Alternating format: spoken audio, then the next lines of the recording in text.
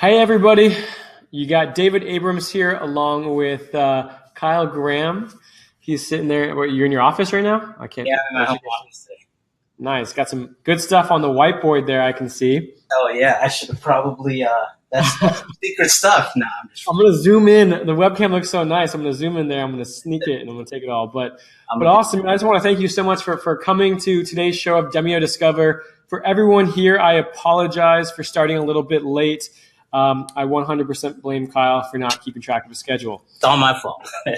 This coming from the systems guy, can't keep his schedule in order. Just kidding.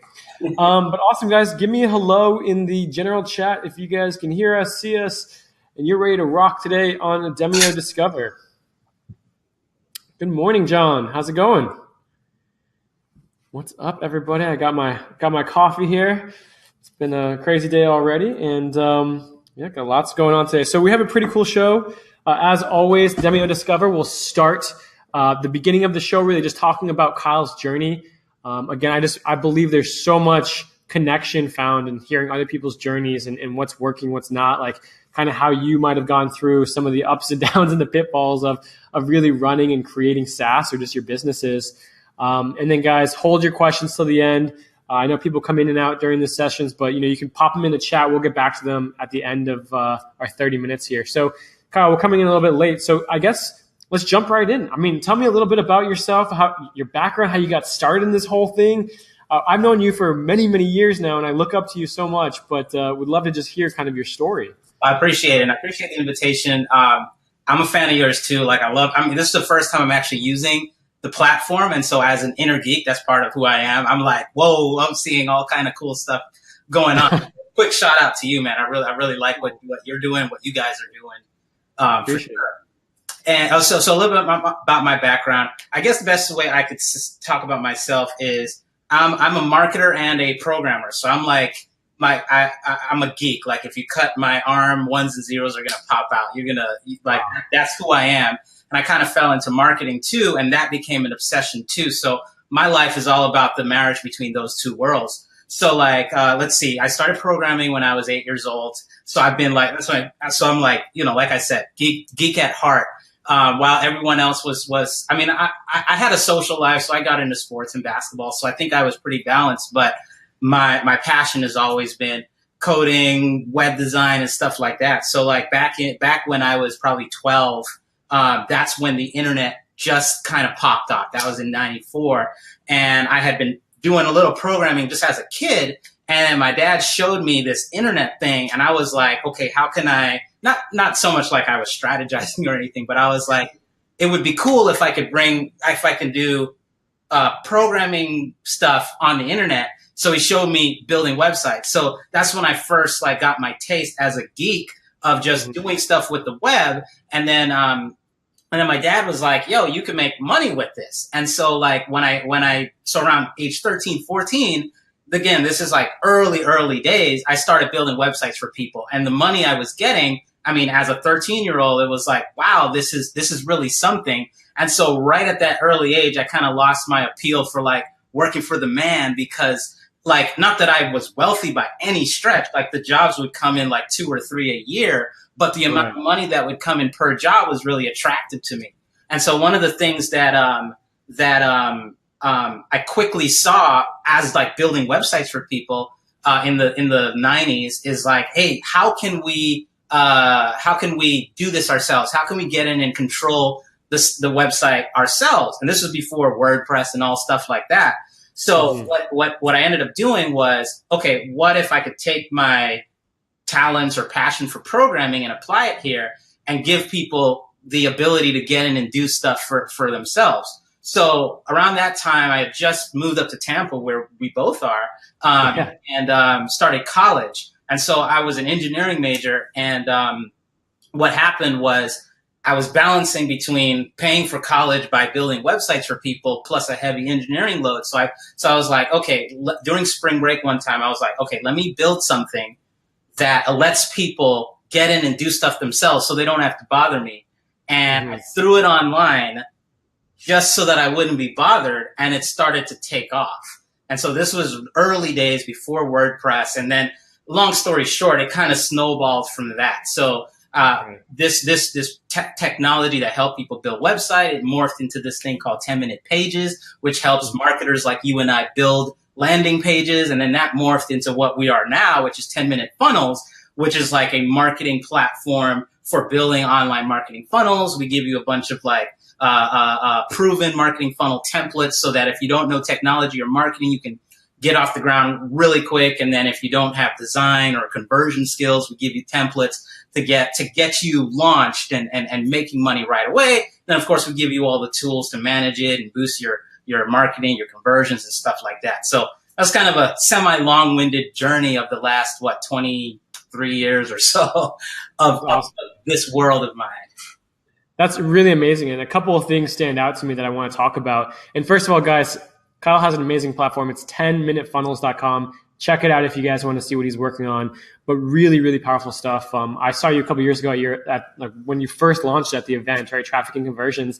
And that's going on in like a couple of weeks. And that was literally like 2 years ago. You've been working hard on this stuff. So I know just, how much effort you put into this stuff. It's so awesome. But just to like deep dive into your story, I thought one thing that was really interesting to me just hearing that was your dad was really kind of the guy that kind of pushed you into this entrepreneurial journey, kind of showed you like, hey, you can make money. Like what was he doing? How did he kind of push you into that route? Because a lot of people, they're programming, they're doing this stuff, but they don't get into that business mindset. Where was that kind of mental shift for you? Yeah, it's a cool, and I owe a lot to him for like kind of just nudging me along that way, because I was and still am like a geek. Like every time, like from back when I was like 9, I picked up a Thomas Edison book and I just fell in love and like started building all these experiments. So like I just loved that world as a geek. And it was him who he introduced me to programming, but it was him who was like, you can make money at this. He would say like, you could write a book about programming and make money. And so that just like,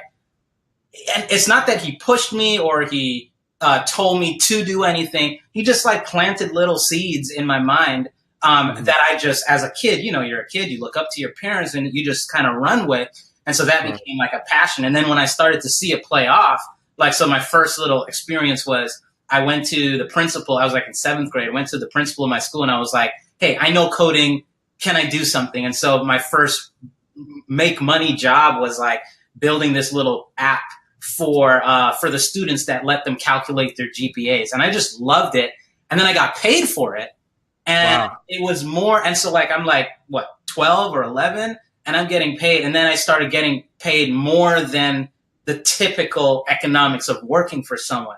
And so when I was finally of age to understand what job and working with it, it just was not appealing to me because I was like, I could just do what I'm doing. So his background, my dad, he's an engineer, so he's a geek too. And I've always looked up to him. So that probably played a role in just me liking and doing what I'm doing. Sure. But I was just hearing that, I think. What's that? Hold on. Let me just refresh my audio because I'm getting some. Okay. As you walk away from the screen, because we can see you. It kind of stands out to me is that you're 12 years old and you see a problem that's there. You see a problem that you can fix. And I mean, so many people come up with the excuses of like, I don't know what to do. I don't know how to do this. But you looked into your own like little circle of where you were and you said, what is something that I can do just to fix a problem? And I think that entrepreneurs come on and they're like looking for this huge breakthrough, but you found like, here's a small thing. And yeah, you had a programming background, but I mean, you could have hired someone to do it. You just figured out a problem and you went to solve it and you took action. As a 12-year-old, you just took action. You just went and you're like, how can I do this? Okay, I went to my principal, talked to him, and I just did it. Like I just took action. There was no, what if I fail doing this? What happens if, you kind of like, you were 12 years old. You didn't really have that mindset yet, but I mean, that's just so, to me, that just stands out so much. And like, it really says like, that is the core of an entrepreneur, finding a problem, solving it, and taking action quickly on it. Yeah. And I'll tell you what it is. And it's so funny that you mention it because the reason I think for that back then was I literally didn't know any better. I wasn't smart enough to second guess myself. I didn't know that failure was an option. I just loved doing playing with code and stuff. And I wasn't smart enough to come up with ideas on my own. So the only way to come up with what should I make next was to go and ask people, go and ask the principal. And then when the money came in, that's what started the snowball. Now, and it's funny, like, so there, I guess, was the seeds of entrepreneurship, is being too stupid to know, like, that failure is an option. Now that I'm smarter, that's when now the second guessing comes and the overthinking and stuff like that. And so I guess the lesson, and I'm speaking to myself totally, all of us. Yeah, is to, like, how do you turn off the brain in order to just take action, just do things, and just, trust your intuition, trust that the problem that you've chosen to solve is a good one, and just go for it, and just, who cares if failure happens, because at worst you're going to learn a whole lot and be better the next time, right? Exactly. Well, let me ask you this. I mean, you're saying, you're talking to yourself. You've created some amazing products. You've created 7-figure SaaS companies, like, amazing. How do you turn off that own mindset to yourself? What was that? Do you still face it? And if you do, how do you still push through? Because you're one of the most productive guys I know. What do you do? I'll say every single day, like, in terms of, like, what's probably one of my biggest challenges personally, it's that. And I literally envy the guys who, I mean, there are people, and I don't know how else to put it, like, they have this talent. I'm calling it a talent, but they might call it a weakness, is to just turn off your brain and just get to work. And so what I've found, because a little of who I am as a geek and all this stuff, is I'm a very logical, linear thinker. And people like us, the engineer types, is you get in your brain. You're always thinking a mile a minute, and that's not necessarily compatible with taking action, because you're always thinking second guess. So I tell you, it's an everyday struggle. And so the reason why I've had to become productive and stuff is so that I could balance the brain and the action. And so what I do, and this is just through learning and experience, is you have to, and I say you as in anyone who's like me, who struggles with taking action, you have to separate the two. The thinking and the action, they have to be two discrete activities. So there is time that I take for thinking. Like, the reason I was, like, running a little late this morning was because I was in my thinking time. I have a morning routine that forces my body into like, what's it called? Like a very engaged emotional state, so that I can get down and think about what's it called? Like, what am I going to do? What's the best approach? What's the highest leverage activities I could take over the next days and weeks and stuff? Wow. And 11 o'clock was my a line in the sand where the rest of this day, I'm not allowed to think. Like, while I'm working, I'm taking action. And so what I found is, for me at least, the two are incompatible. If you're taking action and you're thinking, like, you end up second guessing yourself.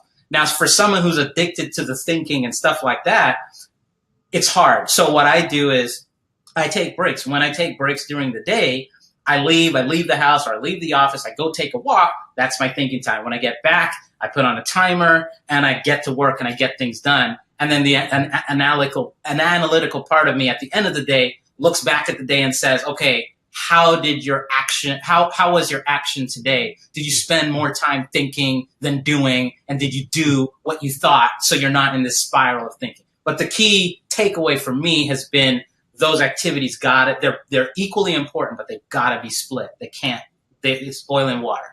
That's absolutely. And I got it. Let me turn down my thing, because maybe I'm responsible partially. No problem. No, I think it's absolutely genius, man, because I think the first part of your day is so important. And I think it's something that most people don't do, which is taking the time to think in terms of, you're thinking you're thinking about your business. What are the strategic activities I can do? I mean, like, it's so easy. And I'm so guilty of this. I'll roll out of bed, be right on my phone, right into the business, answering tickets or doing whatever I have to do. I'm, like, in the business. I'm not really taking the time to put all the minutia aside of the day-to-day and think on a strategic long-term, what, instead of just doing tickets, is there a higher leverage way to do that, right? So I think for all of you guys listening, take the time, start your day, higher level thinking. What can I do today? What are the 3 things I can do today? What are the 5 things I'm going to do this week? What's the 20 things I'm going to do this quarter? Whatever it is, right? Have your higher level strategic thinking. When you get into the activities of the day, I don't know if you do this, but I put in chunks in my calendar and I time myself. I'm like, okay, I have an hour to do this. I have an hour to do that. And what it does is it adds pressure on me to say, okay, I have to focus on this for an hour. I can't get distracted by 10 million things, because if I don't get it done in an hour, I don't have more time to do it. So, I have to write a blog post an hour, write my blog post, whatever you want on the next thing. So go ahead, please. No, finish your thought. I was going to say the last thing that you do is then at the end of the day, you re-review your day and you see what you did and didn't do. And I think that is another important one that most people don't do, is they just kind of go through their day at the end of the, we did okay. But you can't measure really if you don't you can't grow if you don't measure it. One of the best ways, because same patterns, and I struggle with it even to this day, but when I was really mired by that, was the thing that broke me out of it. And I think I would recommend this to anyone who's struggling from that. Is number one is there's a certain momentum of the day when you roll out of bed and you get started. And I'm telling you, I struggle all the time with this. Is if I make the cardinal sin of checking my email or Facebook when I wake, it's done. We're just going to roll into the fires that come up. So that's one, is just the awareness, which obviously a lot of us have. The second one that really jolted me out of this pattern was when I started to review my days. Because it's easy, it's natural to trick ourselves into thinking we're getting things done because we have activity. But when at the end of the day I say, what did I actually accomplish in service of my business today? There were too many days that went by where that juxtaposition of I'm taking action, and then when I look back and realize I took no action, I just had activity. Seeing that enough forced me to kind of break the habit. So one of the recent breakthroughs that I had, probably in the last 5 months or 6 months, was I still struggle, not so much now, but 6 or 7 months ago, with some of us entrepreneurs. We're overachievers. That's kind of why we do what we do. And so that comes into our days in terms of okay, day starting, and then we set, here's what we want to do, and we chunk out our time and everything. But for the last forever, I would have productive days, but because I would set my objectives to be a mile long, I would always feel like I failed. Even though I may accomplish a lot, it still paled into comparison to what I wanted to do. So I overheard this audio, or a portion of this audio by Tony Robbins, and he was saying, don't do task lists. Do outcome lists. And I tried it, and it was amazing. And basically it's the same thing you're saying, which is brilliant, of chunking your day into 3 or 4, tasks. The only shift that I would make, and it's not saying you weren't saying this, but just for the audience, is that instead of task, outcome. If I was to have a perfect day, this is the thinking. If I was to have an outstanding day, what 3 outcomes would I like to have? What 3 outcomes would make this an outstanding day? And when I shifted to that thinking, and I said, okay, if by the end of the day this outcome happened, and this, I would have an outstanding day. And so what happens is you start your day, Murphy's Law kicks in, fires kick in, and there's been many times where I'm at the last 2 hours of my day, and I'm like, oh crap, I got these outcomes. And suddenly your brain kicks into hyperdrive, where it's not like I need to complete these tasks, I need to complete these outcomes. And you just come up with all of these ways to truncate what would have been a 10-hour day into those 2 hours, because you got it. And so everything shifts. You find shortcuts. You find the 80-20 rule to get those outcomes done. And so that really changed the game for me. So I went from almost never completing my days to now, and I put this thing on the wall where I mark how I complete my day. I could flip around the thing, but I'm literally, I got another whiteboard. It's like your big Trello board, basically. Well, no, it's kind of like that, but it's actually simpler. If I flipped around my camera, you would see a little mini calendar that I drew. and it's got X's on every one of the days where I hit my outcomes. And so I went from almost never completing my task all the way to a long chain of all of my outcomes met.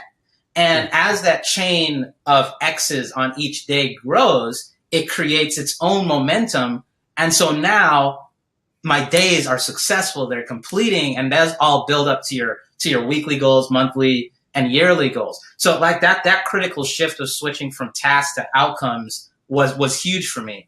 And when you combine that with separating your thinking and your action time, now you have this momentum where you're getting stuff done, you're getting the right things done, you're delegating, and it's just a few little tiny shifts, which is exciting for me.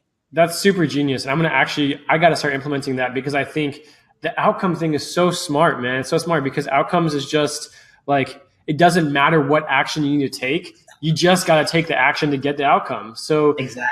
Oh man, that's so great. So then it pushes you like, yeah, you fictionalize or you idealize, like in an ideal world, if everything worked perfectly, I would do these tasks, but life doesn't work that way. So to be able to think on our feet, we say, no, this is the outcome. And then you let your brain, your intellect take over, and then you come up with all kind of ways to make it happen.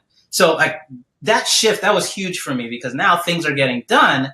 And once things get done, and once you're doing the right things, accomplishing your goals is second nature, because most of us have the intelligence, have the capability to achieve our goals. It's the little minutia that gets in the way, but shifting that way and building that cadence of success is I can't overstate how powerful that is. That is amazing, man. And I want to just take a quick pause right now and just ask the audience, everyone that's here, guys, would you want us to keep going? Like, is this interesting to you guys? Do you want us to keep going on this stuff? Do you want us to talk about some marketing and sales stuff related to 10-minute funnels, kind of maybe some of the stuff he's learned to bring in leads and customers? Or do you want to hear more of this type of information, more around the actual business itself, and like kind of how we're structuring days and systems and stuff like that? So make sure you guys are typing in chat here and let us know what you want to hear. Sales and marketing. Yeah, absolutely. We can do that. Okay, let's talk about some funnel stuff. We talked a lot about kind of the day-to-day, what got you here. But let's talk about some relevant information to your business right now. So you built a couple amazing 7-figure SaaS companies. I think one thing that I've always learned from you is validation is a huge thing I've learned from you, product creation, all that kind of stuff. But where have you seen like the product stuff is always hard. And like I have a friend who just yesterday told me, hey, my product just got done in development. He said it took him forever. And I'm like, great, the hard part is now starting. So what would you say would be kind of some maybe helpful moments or things that have changed in your business to find sales and marketing kind of successes, or where you found maybe some traffic areas, or what have you just done to see a little bit of momentum? Sure. So let's see, the best way I can answer that. I'm a product guy. And so we talk a lot about product and how to structure products and get them done quickly. I take the same approach with my marketing. So the best summary I could give for like how we build products, and it's going to directly apply to sales and marketing and funnels and all this stuff is, so when building a software company, you and I, we know like, you start with the minimum viable product, right? It's like, what's the minimum product I can create so that I could get some validation from the marketplace if this product fits the market's needs, right? And we do the minimum because if we can validate the market fit, then we can scale. I take the exact same approach to the marketing. So what I do is after I determine product market fit, I determine the needs of the market in order to build a product or a solution for that. I take that same information and apply it to coming up with sales funnels and stuff like that. I ask myself, what is the minimum marketing funnel that I can create in order to validate if the market wants my offer, right? And so, I always talk, because I geek out over marketing, about these elaborate marketing funnels, and our software makes it so easy to build out. But the proper approach is minimum, all right? So after I might build a product, and when I say product, it could be for those who aren't in software, it could be a membership site, it could be an ebook, it can be literally whatever. It's the the first thing I want to do is validate feedback from the market. So I might put up a simple like lead funnel, right? Which is basically traffic to a landing page, and then that landing page might take them to a basic sales funnel. And sometimes I'll even do this before the product is ready, because I just want to validate if people are interested in the offer. Do people click on my ads at an extra rate? Do people spend time on the page? Do people engage? Do people talk to engage with me on live chat? What questions are they asking? Because when we talk about market fit, it's it's finding out what they want and then delivering it to them. So the sales funnel process is all about what's the minimum we can do based on our assumptions on the market, what we've learned from listening to them, from asking them, from surveying them. What's the minimum we can do to put some funnel up and see if they're interested in that? Are they interested in terms of, do they just talk to you, ask you questions? Do they put their credit card in, etc.? The more we know, the better we can serve them. And then it just expands from there. The minute I get some feedback. So I'll give you an example. This is peeling back the curtains a little bit. I had a theory, this was last week, right? That we had been getting some feedback through our support channels that people might be interested in us helping them out more than just the typical funnel building, right? The typical software model, right? And for years, what's that? More hand-holding? Yeah, a little bit more hand-holding than just software. And for years, I'd just been like, no, we're a software company, etc. But the evidence was overwhelming, at least from people's feedback, that they wanted a next level, right? So I asked myself, what is the minimum viable, in the software world, it's product, but in the funnel world, it's funnel. What is the minimum viable funnel I could? Yeah. Now, the geek in me, I like that, Dustin, put money directly in my, it's kind of close to that. So the minimum viable funnel, I could, as a funnel guy and as an analytical guy, and what I got back there is like these elaborate funnels of how to do that, how to come up with some campaign to do that. The minimum viable funnel took me about 10 minutes. It was like 12 at night. I pulled up my email and I wrote a one paragraph email that was just like, hey guys, I'm thinking of doing some better hand-holding one-on-one. If you're interested, let me know. Send. Minimum viable funnel. And within 12 hours, we were, and I know a lot of marketers say this, but it was one of the highest response to a promotion we've ever gotten. Wow. Almost half, and I know this is going to sound crazy, but almost half, not half, 1/3 of the people who usually open our emails hit reply and sent us back overwhelmingly saying yes, yes, yes, yes, yes. So what that gave me was we have no choice. We have to do something like that. Now, let's flip it on its head, because there's plenty of times where I haven't done this, where I'm a smart funnel guy. Let me come up with an elaborate funnel. I remember like a couple of years back, I was asking you to help me with a funnel, and I gave you this funnel. It took up the whole whiteboard to design this funnel, and we got like half of it done, and it didn't work, right? And we took like 2 months to get it done. So minimum viable funnel, see if there's a market fit, see if people are demanding it. Then we do it. We're going to talk to these guys. We're going to help some of these guys, and then we'll expand the funnel to something more, to something bigger than that. So I guess the moral of the story is we let the market build our funnels for us. We listen to them, we talk to them, we start with the minimum, and then we expand based on the feedback that we get. That's the funnel process, more or less. I really like that. And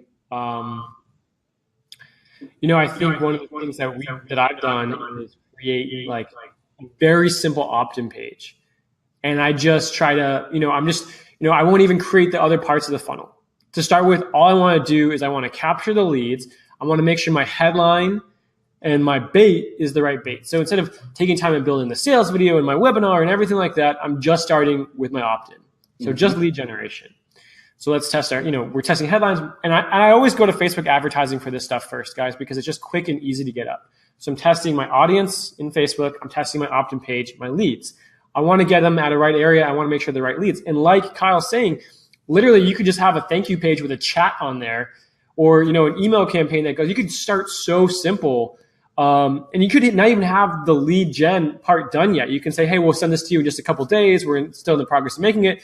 So you can actually use these things to test without having to go through and spend months and weeks and stuff like that. And I think on one of the webinars I've done, you know, one of the webinars I teach on, I talk about, you know, you can use a webinar itself too to sell product that you haven't even made yet. You're just testing the market to see if people want to buy it. But let me just jump back to you real quick. You know, you talked about you do a real simple funnel. Like, so you do your lead gen. What do you typically do on your second page? Are you doing like a sales video right now? What's kind of working for you right now after kind of your lead gen or opt-in?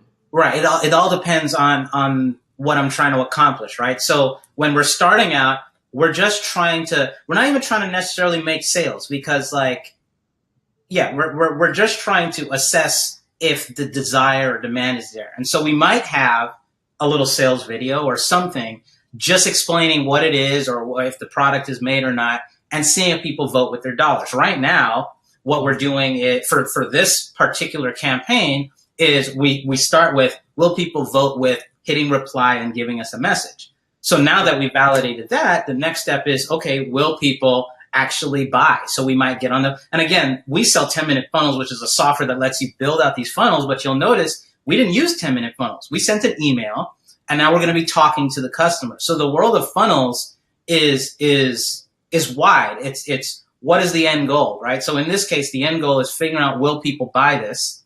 Mm-hmm. And then once we validated that by people actually paying us, then we'll go and build out the funnel. And based on what they told us, that'll tell us what funnel to build. So the funnel it'll probably look like it'll probably start with an email campaign. We'll probably take them to some kind of a landing page that better describes the offer. In the case of this particular campaign, the traffic to the offer, they already know, like, and trust us, right? Because it's our email. So we don't have to, we're skipping the lead capture portion. So we're sending them directly to the offer. So again, it's all custom based on what we're trying to do. So that page, let's call it a sales page. It'll be probably a video, 5 minutes, 10 minutes, because it's easier to communicate that way. And then a few bullets under there, and then an opportunity to sign up for an appointment to talk to one of my sales guys, right? That's for this particular offer. Again, it's always minimum. Now, if that works really well, then we'll probably go to cold traffic, where we'll need an opt-in page and then this offer. And then we'll probably add content pieces, because we have to build up that know, like, and trust factor. And so depending on what your objectives are at each stage of the funnel, that's going to determine what you do. So since I'm sending to my list, they already know, like, and trust me, so that funnel can be very small. If I'm going to cold traffic, I got to do the know, like, and trust stuff: lead capture page, email sequence, content, retargeting, all that stuff. And then I can send them to my offer. If you're selling a new SaaS or a new membership site, it's going to look different. But the key to figuring this out is, what am I trying to accomplish? I need to start minimum. First, I've got to determine product market fit. Then once that tells me, I'm going to adjust my funnel. Do I need to build up more trust? Okay, I need to do the trust building portions first. So the market tells you what to do, and what to do, depending on what they need. There's different type of funnel steps you can put in place to accomplish that goal. Does that make sense? Definitely. I 100% understand that. And I think that's absolutely amazing. And let's ask everyone here, because we're going to get into the Q&A section here, guys, shortly. Does that make sense for everyone, kind of understanding the MVP, minimum viable funnel, MVF, and the kind of letting feedback help you create the funnel that you need for your business? So definitely let us know here in the chat. I want to make sure everyone's kind of caught up. We can go even farther into this stuff and talk about funnels more, or we can talk about something specific. Karen, less is often more. And absolutely, especially when you're just getting started, simplicity is often one of your biggest assets, because if you're like, one of the things I used to always say is like, if you have a really complex opt-in page when you're first starting and you're like trying to test it, you really have no idea what on that page is working. And that's a lot of times why you just want to start with a headline and opt-in form. It's like if you're getting some traction with that, it means at least your headline's dialed and you can test one thing. So if you start building these gigantic funnels, you don't know, is it your opt-in form? Is it your angle? Is it your product? Is it your sales video? Is it your messaging? Is it your relationship? Like, you just have no idea. So you got to take it step by step and have, your prospects and stuff like that, your actual customers kind of lead you through it. For us, we do a lot of one-on-one demos. So with that, we're actually like talking to prospects and customers all day. You guys could do that too. I mean, literally, we just do that with the chat app and having a call to action on our website. And that just enables us to take organic traffic and just speak to our prospective customers on a one-on-one basis. But guys, let's go ahead. Let's pause here for just a second. Let's kind of scoot over to some interactive Q&A. I would love to hear from you guys. What kind of questions do you have about possibly, marketing funnels? We got, Kyle from 10-Minute Funnels. He's on so many funnels, probably more than me. And I used to do a lot of funnels. And maybe about, anything related to lead generation or even creating, your initial MVF. Let's kind of get into the chat here, guys. You guys must be tired today.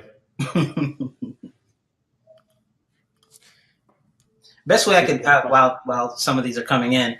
There's a question. No, but you'll have to, if you bug Kyle enough, we'll put us on the integration list. Yeah, so I'll tell you right now, of course it's compatible. The question is like, are there logos and buttons and stuff inside of 10-minute funnels for them? No, they're not yet, right? But like, just if you're asking, we built the software to be compatible with pretty much anything. Like, so I've seen how these guys, how Demio is set up and working. And so setting it up to work together so that, if you want to use our landing pages or our funnel process to integrate with them, there are ways to do it very easily right now today, but it'd be nice to do a proper integration, so that it's there, and certainly would do you guys take HTML form? Can you copy and paste it? Yeah, we already have. You can copy and paste our registration form over there, Richard, in just 2 seconds. Copy and paste our unstyled code. Cool. Rhonda said, how do you create an MVF if you don't have the product yet? Which is, a lot of people when you're first saying you don't have your product yet, maybe you have the idea for it. What do you say if you can't deliver what you promised? Before I let Kyle answer that, I just want you to think of plenty of places that do this already. Pre-sales, Kickstarter, pre-release tickets of like any, like you go to a movie and you buy pre-release tickets. There's no product yet. You're just getting pre-release. So maybe you want to talk about that because you probably have some experience there. And I'll let you. No, that's a perfect response. I'll just give the same example. The same example of the campaign we're running. We have no idea what we're going to offer. There's stuff I might like to offer, but I have no idea. So my MVF was simply, hey guys, I'm thinking of doing XYZ. Mm-hmm. Would you be interested?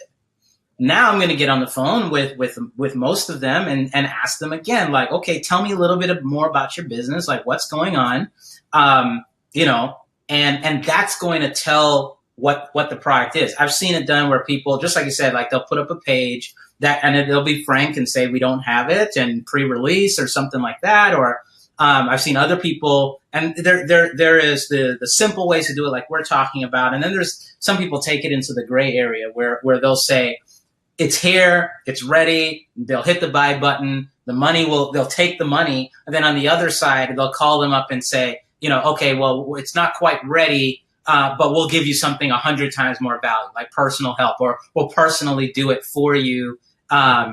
Because it's not quite ready. That's a little on the gray side. I haven't personally done that, but if you're upfront and honest and you work with them and you definitely give people the value, then you're good. I've seen other people do it where they'll take I don't necessarily subscribe to this, but they'll take the credit card, and then when they hit the submit button, they'll say like something, it's not quite ready.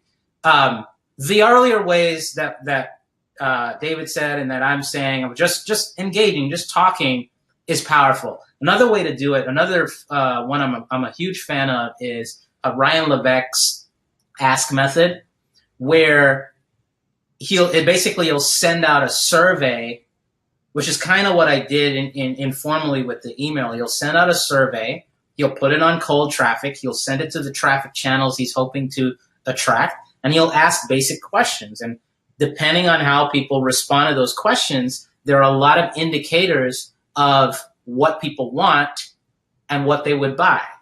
So you don't actually have to sell the product to get strong clues on if the market would be interested in this. After that, then you call them up, then you talk to them, and then they will tell you if they're interested. So there's different ways to assess demand and market fit. And really, you're just looking for reasons not to do it. But if the overwhelming response is to do it, well, then now you know you're onto something. So, yeah. I mean, I would say some of the biggest reasons people fail in their business is lack of early validation. And it's because you're going in, you're spending so much time building products and, creating these solutions that you just came up with. You're like, oh, that would be kind of cool to do. But you haven't gauged real interest, real desire, real need. You don't know if people will actually pay for it. And if they will, what the sales cycle is going to be. Like, there's so many of those small things that people just kind of skip over, just to get their things out. But I think it's, having that validation is so important. And, one of the things that you can do, of course, is like if you're taking payments, you can always refund people and use it as a validation test, right. Keep them as a lead, come back to them when you're ready or whatever. But you can always still refund them and say, hey, listen, it looks like this product didn't work out. That's what Kickstarter does, right? If the product doesn't make it through, you'll get your money back from Kickstarter. I don't think all the time, but sometimes you can. One of the best ones I know, and every single marketing guru does this, but it's almost counterintuitive to some. It's when you see all these launches going on of some membership site or some coaching program, they never have that done. Never. They go through all of the marketing work up front and then they deliver after, and they usually deliver in a live format, a webinar or something like that. But it always happens after, or they're hustling to build videos. A lot of people, they'll build if it's like a 6-week program, they might build half of the first module, and then they'll go out and sell it.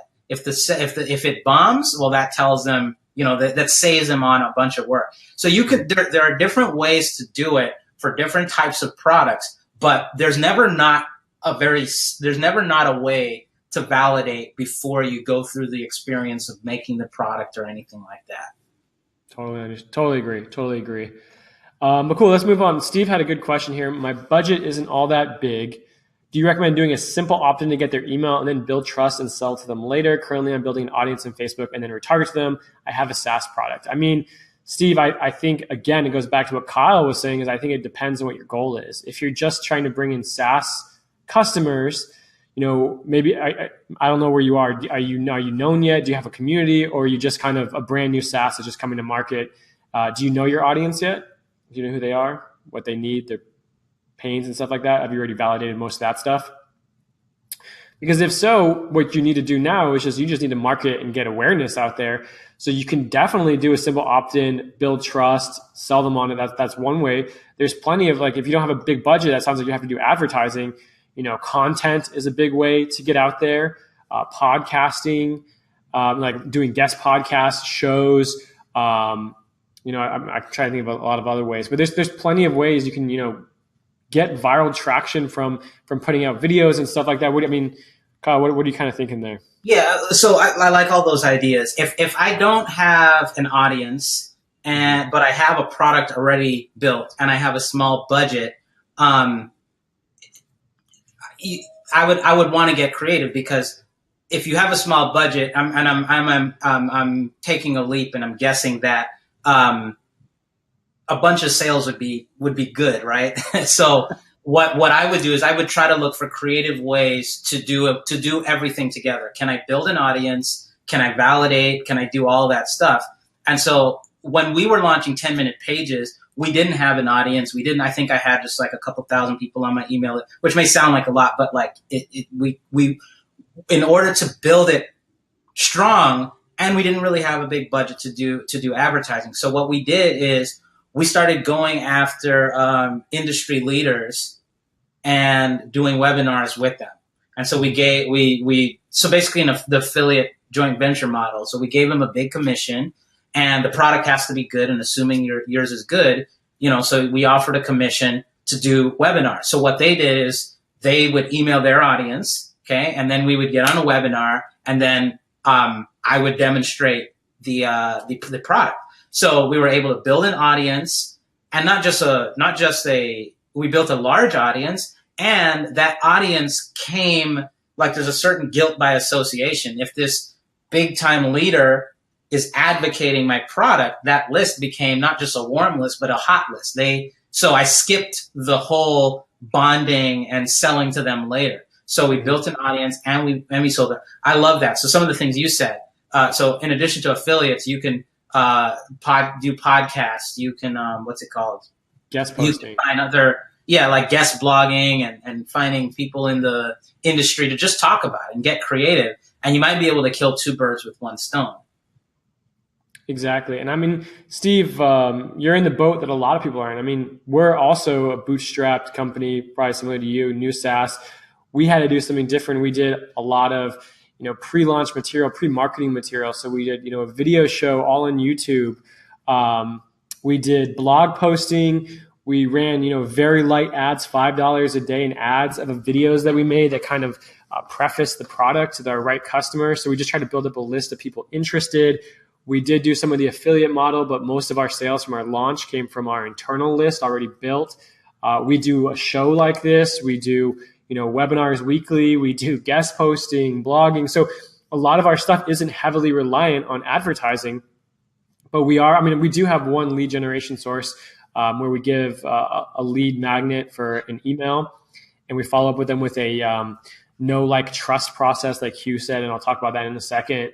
But there's so many different ways to do it. Like we have a video coming out soon that I'm going to try to do kind of a grassroots campaign with, more of like an emotional avenue of the product.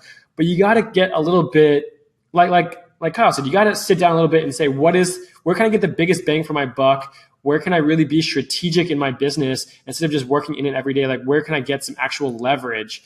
I don't think you always need to have money. And I think so many startups and stuff feel like, oh, if I just spend money, I'll bring in customers. But even if you just spend money and you don't know how to talk to them, what they need, how you need to angle your product, you'll spend that money and you'll get, gigantic conversion costs, and that'll kill your business just as fast. And let me throw this on top of what you're saying, right? Like, so there's like this myth, and I understand why the myth is there, of like paid advertising and how it's done. It's because you hear all these stories of people spending, $100,000 a month on ads, but all the people I know that are doing it right, no matter what their budget is, no matter how much money they have in the bank, they always start really, really small. And it's for the same reasons we're talking about today. Before you can do anything, we have to validate our markets. And there's many ways to validate the market. We've told you a lot of them already. And another way to validate the market is through light spending on ads, right? So $5 a day on an ad, or however fast you want to validate the market. So some people may go up to $100 a day, but it's all for the purpose of validating an ad. The person who goes in at they're taking the wrong approach and almost guaranteed they're going to lose. So when it comes to like this advertising model, it's not the right way to think about it as if you're actually spending money. Okay, what you're trying to do is validate the market. So you want to spend as little as possible, $5 a day, and once you can validate the market, almost by definition of validating the market will pay for the ads for you. Okay. When you validate it and you're making a profit, your profits are reinvested in your ad. And that's how the snowball happens, where you're spending $1,000, $10,000, $100,000 a month. So just to reframe the whole thinking about advertising budgets, if you're validating the market, start small. And once it's validating, everything takes care of itself. Forever.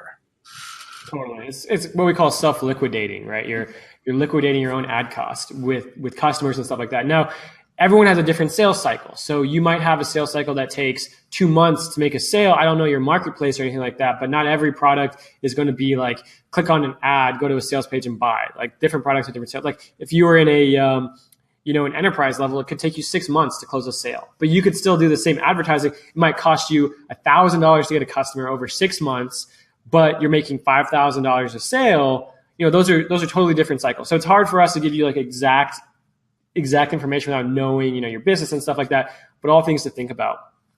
Now, I do want to jump over to Hugh's question. Can you give an example of a know, like, and trust process? So here's just a very simple one. Opt-in page from cold traffic. No one knows you on this cold traffic. They've just found a link. They want something that you have. Afterwards, you might do a video kind of talking about your business, maybe talking about the mission behind the company, not selling, just more open-ended, transparent relationship building of why you're on this mission, who you're helping, why it's for them, and that they can learn more. Then you send out some emails, maybe about the story of how you guys got built. Maybe the next email is like Kyle said before, a content piece, some way that they can add value to their business, similar in your product vertical that you are. Like, here's some sales methods that you can use. The next day, something else. The next day, something else. Here's a little tool you can use. So all these things, you're just slowly giving yourself a little bit of relationship and trust from that person, because you're not asking for a sale automatically. You're just building a relationship. It's like having a friend, and you're just helping them out over time. And then when you get to a good enough point, now you're maybe talking about the product, or you can actually even talk about features of your product so that they can see maybe the benefits of your software. You don't always want to just talk about your software, your product, whatever. You want to talk about that, like you said before, the outcomes, the benefits, what you get from it. Right. So when I think about know, like, and trust,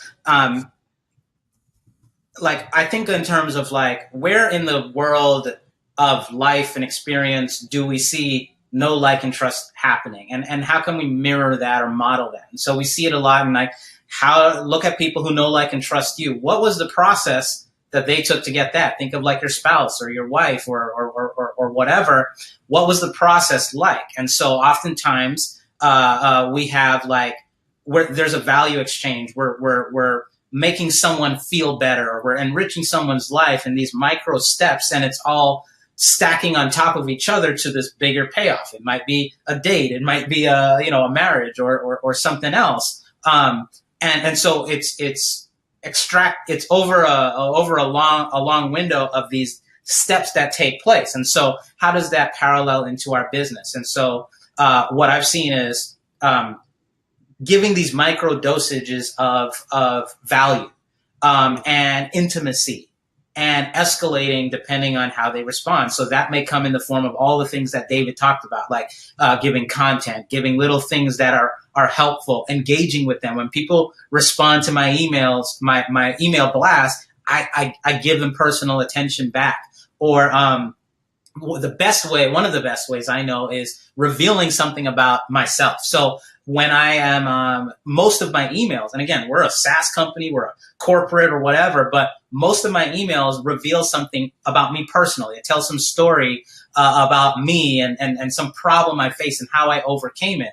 And so all of these are little micro dosages of bonding that happens. And over time, that bonding snowballs to where we can make offers. But there's another little myth that's out there that I feel is out there about that one has to come before the other. Like, we have to build up this whole bonding relationship before we're allowed to make the sale. While there's some truth to that, it's not all that true.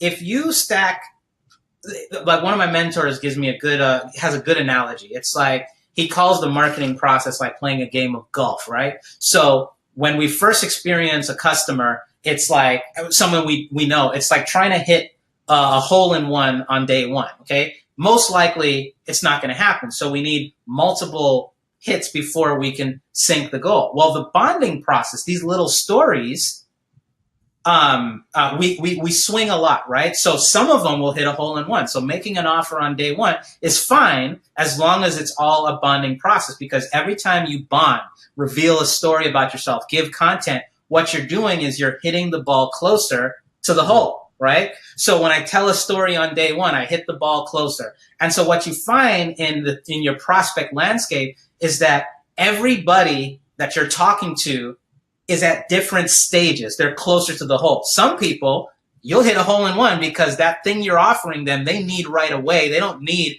to be chummy with you so you can make that offer. Other people, you got to date a little bit more. So you tell that story and they're closer. And then maybe a month down the road, you chip it in, you sink the putter. So what we do is we make offers frequently, but we always couple it with bonding. We always are telling these stories and getting, so know, like, and trust.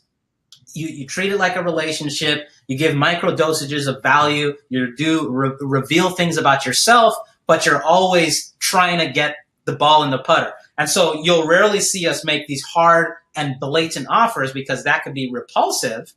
But we take the people that are closer to the hole, and those people need to be tapped in, and that's where like the harder sales come in. I don't know. I was rambling a little, but that's the idea is totally bonding moves the ball closer, and then the sales are where you're chipping it in. No, it totally makes sense. One of the things, and this just kind of came to mind as you were talking and kind of listening to Steve's question as well, is the more dialed in that you can be on your prospects' messaging and understanding their objections and their needs. If you could literally write text on a page that talk directly to your prospect in their language about their problems, and you basically answer their own objections before they even talk to anyone, they saw a buy button, do you think you'll get a higher level of sales? So like, no, this is not really about know, like, and trust. Again, this just kind of came to my mind randomly, but it's like having these conversations and these validations will help you to write copy, to dial in your marketing messages, to make a better, like for us, we realize that most of our customers are entrepreneurs. I mean, they're people connecting with their audiences, a B2B, right? So we want to have that same relationship. We want to have that same transparency level. So, but it's really just because we've had so many conversations that we realize that the story aspect of Demio, like kind of our journey and stuff, has been, so relatable to people. I think that was kind of a win. So like we just kind of listened and understood what our prospects want. So it kind of all ties together. If you're telling a story, maybe your story isn't super transparent if you're in a market where that's not what people want, but you need to have the know, like, and trust process that's right for your market by listening and validating and knowing who those people are. And we always say, start with your avatar, start with who you're talking to. The more you can know these things, the better you'll be dialed in for your marketing, for your sales, for your traffic, for everything that you do. Yeah, everything becomes exponential. You can be a terrible marketer, but if you know your market, really well, you'll outperform the best of the best marketer every single time. Absolutely. And you see it all the time. People go to market, they'll have great products, and they go to this very general, wide market, very general messaging. It sounds very open-ended. And what people happens is you get confused. You're like, what do they actually do? There's no real like relatability. There's no real trust built. But then you go to like these pages that are like these small, bootstrap little companies that are really fun and personable and seem like they connect with you. And you're just like, that makes sense to me because that languaging was made for the right person. But yeah, that's perfect. Well, guys, we're kind of wrapping up. We're near the end of the show. Are there any final questions that anyone has that they want to talk to maybe Kyle on, or any questions specifically? We're not going to do any Demio questions here. If you guys are with Demio, we have a live Q&A tomorrow. You guys can bring that. But if you guys have any questions for Kyle about marketing, sales, anything like that, please put in the chat. We'll answer them right now. Otherwise, we'll definitely, we'll wrap up. We'll get this on the blog. As always, guys, these are always posted on our Inside Demio blog. So Kyle, I'll make sure that you get that. And again, want to make sure everyone, if you guys, want to see what he's doing, it's a really, really amazing product. I've seen it. I've watched you grow it from 10-minute pages to 10-minute funnels, but I really think you guys should check it out. 10minutefunnels.com. Kyle's just an absolutely amazing entrepreneur. Where can they follow you? 10minutefunnels.com. 10minutefunnels.com. Awesome. Any social media stuff anywhere like that? Yeah. If you kind of like search my name, Kyle Graham, in Facebook, I think I have a few more. I have a few more slots for free. Kyle Graham's in Facebook, so just search it. Yeah. That's awesome. But yeah, you guys are very welcome. Okay, here's one from Mo before we head off real fast. Just one last question. I'll sneak in. How do we get a product out on time? My product seems to take 2 times as long as once I start. Well, welcome to everybody's nightmare, Mo. That's pretty much business. I'll let you answer that one, Kyle. Well, this is one of my this is possibly the most important question, and it's part of what we've been talking about. The myth that we have to build these products, and trust me, I say this like I know what I'm doing, but like we've had products that have taken many years to build. So I've been down this road more times than I care to admit. But the as emphatically as I can say it is, you don't have to build these fully finished products before going to market. In fact, that's probably the worst thing that you can do. Mm-hmm. The concept of minimum viable product is there to avoid this problem. And so if your product is allowed, and you can go check out, not that I'm promoting it, but like 10-Minute Funnels is a very, very elaborate product. And that would take years to put together. But if you say, what is the absolute minimum that I can do to validate if this is something that people want, you will 99.9% of the time find out that what people want is a tiny subset of what you want to give them. And so you can cut your product delivery time by 90% or more and have 100 times the success rate if you talk to them before you start the product development product. And there's a whole process for talking to them, validating them, building funnels before you actually build the product. And then when you actually do build the product, it'll be 10 times less work. It'll be 10 times more likely to succeed. And even then, I think most people I talk to when we talk about minimum viable product, even then you can usually minify it even again. Most products I think of, it's even software products. As a software guy, you want to go and start building or hiring and getting people to code. Many of them you don't even have to do. You don't even have to do any kind of code. So for example, if I was starting over doing funnel software as a service or as a company, I would not build a software. To validate if people want software built in a few minutes, I would start by putting out a funnel, asking people if they want funnels, right? And then I would get on the phone with them. I'd find out what their funnel want, and then I would make an offer where they pay me some money, and then I would have a funnel built for them within the next, 6 hours or something. Using a template. Using some kind of a template, right? And notice, no code was written, no programmers were hired. This is just something that we would do for 15, 20 people. And then based on their feedback, would tell me if we should go in and spend, $500,000 building the software, and it'll tell us what subset of that to actually do. And so you can cut down your development time significantly. You can actually fund your development before you even start, and you may actually find that you shouldn't do it, or most likely you'll find that you should do it a different way. So if I could leave anything with you on the marketing or product development side, is validate before doing anything. And to add to that, validate and simplify. Yeah, absolutely. Yeah, I just did a recent blog post and I kind of talked about that. Like what we learned from all these demos was that our MVP was so small, and whenever you have these products, guys, cut them down, get to the core, build your core, build on top of it based on what people want. Don't just build a huge robust thing. Because even if we talk about info products, you buy a membership site, if there was just one video that had all the content that you needed in a 10-minute video, you would pay the same amount of money because you're getting all the benefit in that 10-minute video, that compressed video of all the content, versus 100 videos that are rambling and like all over the place. What you just want is the benefit in the simplest way, and you want that core item. So what you want is, how do I get this core item in a simple way? Again, validation is the key.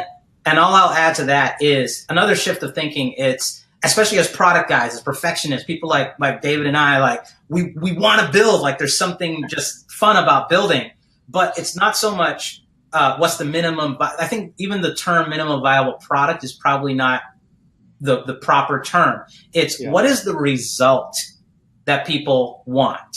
The result is what people end up paying you money for.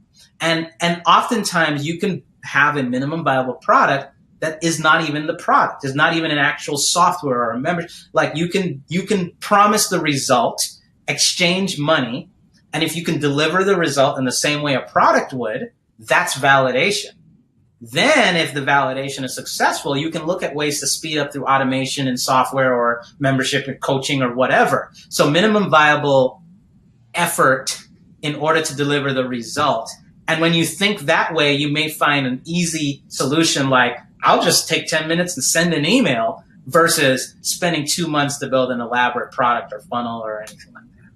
It's funny. We always have this process, I think all of us as entrepreneurs, to overcomplicate things. Oh, yeah. And a lot of times when you take a step back, like I think that the thing you talked about at the beginning, the activity, take some time to think about your objectives, the outcomes that you want. You can really simplify and say there's better leveraged ways to do this. There's a more strategic way to do this. And sometimes the simple ways are the faster ways, and just action loves results. So, kind of moving quickly there is always great. But I just want to thank all of you guys that are still on. I appreciate everyone for coming out. Kyle, I just want to thank you again for coming, and really appreciate it, man. It was fun. I appreciate you inviting me. Love what you guys are doing. And if I can help anyone, just reach out to me, and I'm happy to help. Sounds good. All right, guys. Everyone have a great day. We'll get this up on Inside Demio, and I will see all of you guys later. Take Bye-bye. care, guys.